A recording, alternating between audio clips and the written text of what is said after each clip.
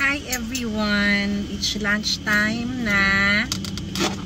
I'm just going to eat my baon. You may think na pa-social-social at pa-cute-cute lang lagi kami. Hindi, naghihintay lang kami ng oras dito sa therapy ng anak ko. For 1 hour lang kasi. Dito na ako mag-lunch kasi it's already 12:30 na. Guys, ang ulam ko for today ay adobong manok na may, can you guess kung ano? Saging na saba, diba? Kahit hindi ka mag-rice, pwede na. And then, my egg. Can you see the egg? Yun ang ulam ko. Yun ang food ko for today, for this lunchtime. May candy pa ako, guys. Sorry, excuse me, alitin ko lang. Kasi guys, hindi na nga ako nagra-rice, diba? Diyos ko, happy birthday pa yung ano, yung background music ko, guys. Dito yata yun sa katabi ng center namin. Ayan. Kain na muna ako. How are you today, guys? Ano ba ang pinagkakaabalahan nyo ngayon? Kami kasi, madalas inaabutan na ng lunch or merienda sa therapy. So, madami kaming baon lagi. Madaming baon. Hindi naman, minsan may baon pala. Na madami, minsan naman konti lang.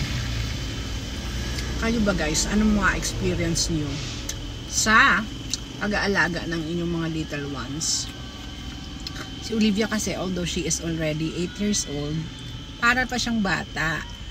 Yung age niya is ano, parang 1/3 of her actual age. Kasi nga may autism siya. Ang mga batang may autism kasi guys, affected yung kanilang learning abilities. Autism is a learning disability. Hindi siya sakit. So, hindi siya naku-cure. Kasi yung akala ng iba, sakit ang autism. Autism is a condition, guys. It's a learning disability condition. Parang, mamamanage mo lang siya. You learn how to live with it. You learn how to manage it. Para makapag-cope sila sa school. Pero si Olivia kasi guys, she's not yet attending school. Hindi pa siya nag-school kahit 8 na siya. Kasi hindi niya pa naman talaga kaya. Hindi namin pinipilit.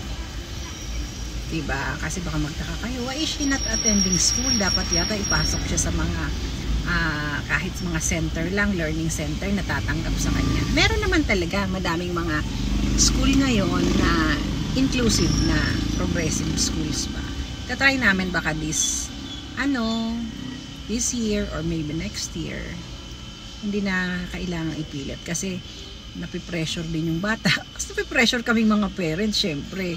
Lalo na pag may nagtatanong, diba? At ang daming sinasuggest. So, next time guys na may makita kayo o makilala kayo ng mga parents din, ng mga batang may autism, huwag kayo magbigay, nakakabulol, magbigay ng unsolicited advice. Kasi, ang hirap na oo, I know na may mga talagang nag-a-advise sa atin, di ba? Oh, ito ang gawin mo, ipasok mo sa ganito, ipasok mo sa ganyan. Pero mas alam namin kung ano ang makakabuti sa anak namin kasi nakita namin from diagnosis until, di ba, nagtitherapy, nag-aaba, speech and occupational therapy. Lahat ginagawa namin. So, minsan, akala natin maganda, nag-a-advise tayo, pero pala, nakaka-offend tayo at nakakasakit tayo.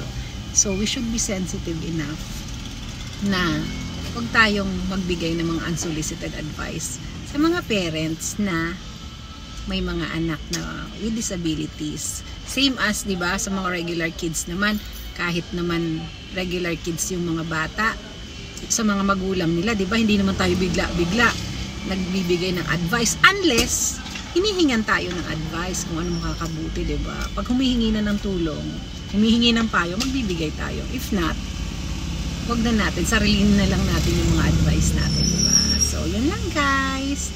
Thank you for watching. Mabalos!